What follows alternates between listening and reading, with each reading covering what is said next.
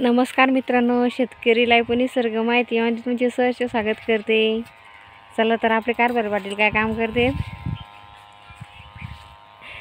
सुरेदर खोदणं आणि टमाट्याला ताण देण्यासाठी हिंगल लावला आहे ना अगोदर, आणि नंतर मग आता तार बांधतायत. हे टमाटे खाली पडलेत. काही टमाटे अगोदरची बांधलेली म्हणा, पण काही अजून अशी बांधायची. पिकले तर बांधणं झाले नाही लवकर, आणि मी पाण्यामुळं आणि साडू पण राहिली म्हणा. असं आहे ते, पीक लावा कष्ट करा आणि तरी पण आता दिवस त्याची काही गॅरंटी राहत नाही. काही असे सडू राहिलेत.